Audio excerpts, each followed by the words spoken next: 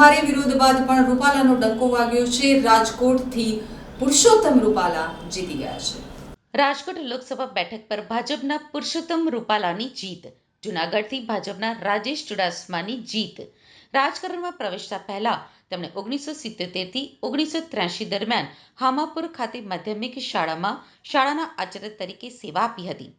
તેઓ નવેમ્બર 1983 થી માર્ચ 1987 સુધી અમરેલી નગરપાલિકાના ચીફ ઓફિસર રહ્યા હતા.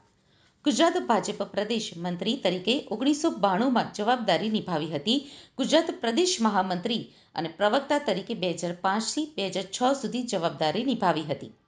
ગુજરાત પ્રદેશ પ્રમુખ તરીકે 2006થી 2010 સુધી જવાબદારી નિભાવી હતી. રાષ્ટ્રીય ઉપપ્રમુખ તરીકે 2010થી 2016 સુધી તેમણે જવાબદારી નિભાવી હતી અને રાષ્ટ્રીય પ્રભારી તરીકે આંધ્રપ્રદેશની જવાબદારી નિભાવી છે.